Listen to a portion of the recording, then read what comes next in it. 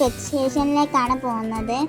ഒട്ടും പ്ലാൻ ഇല്ലാതാണ് ഇന്നും കറങ്ങാൻ ഇറങ്ങിയത്. പപ്പപ്പോൾ അങ്ങനെയാണല്ലോ. കണ്ണൂരെല്ലാം ഒന്ന് കറങ്ങിയിട്ട് വരാമെന്ന് പറഞ്ഞതാ. അവിടെ എത്തിയപ്പോൾ പപ്പ പറഞ്ഞു പെറ്റ് സ്റ്റേഷനിൽ പോയാലോ എന്ന്. അപ്പം നമ്മളെല്ലാവരും ഹാപ്പിയായി. ഇന്നും നമ്മളെ കൂടെ ദയാനുണ്ടായിരുന്നു. ബീച്ചിൻ്റെ ഒക്കെ അടുത്താണ് കേട്ടോ ഈ പെറ്റ് സ്റ്റേഷന്. നല്ല ഭംഗിയുണ്ടേനു ഫ്രണ്ടൊക്കെ കാണാനുണ്ട്. കുതിരൻ്റെ അടുത്തുനിന്ന് ഫോട്ടോ ഒക്കെ എടുക്കുമ്പോൾ കാക്കൊക്കെ ചെറുങ്ങനെ പേടിയൊക്കെ ഉണ്ടേനു. ഈ വൈറ്റ് കുതിരനെല്ലാം കാണാൻ നല്ല മഞ്ചുണ്ടായിരുന്നു. ടിക്കറ്റ് എടുക്കുമ്പോൾ തന്നെ ഫിഷിൻ്റെ ഫുഡൊക്കെ തരൂ. നമ്മളിങ്ങനെ ഫിഷിന് ഫുഡൊക്കെ ഇട്ട് കൊടുക്കണ്ടായിരുന്നു. നല്ല രസമുണ്ടായിരുന്നു കേട്ടോ.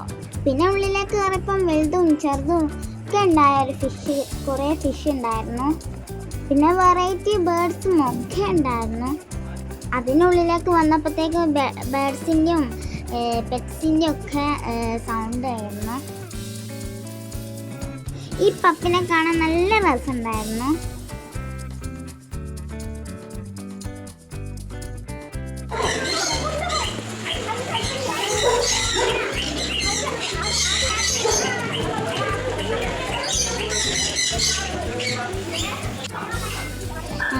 നമ്മൾ നല്ല ഹാപ്പി ആയിരുന്നു. നമുക്കെല്ലാവർക്കും പെറ്റ്സിനെ നല്ല ഇഷ്ടമാണ്.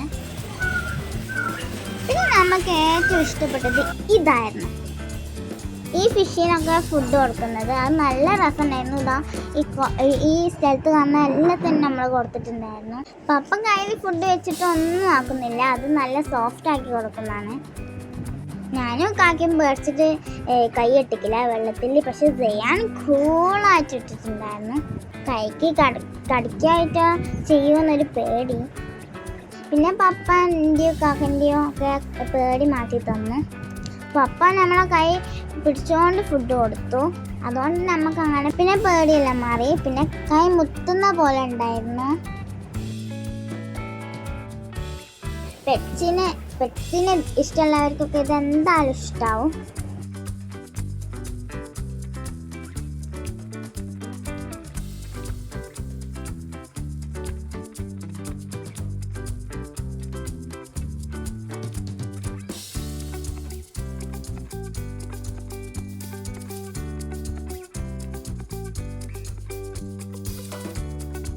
പിന്നെ സ്നേക്കിനെ കയ്യിൽ വെച്ചിട്ട് ഫോട്ടോ എടുക്കുക. അതൊന്നും നമ്മൾ ചെയ്തിട്ടില്ല പേടിച്ചിട്ട്.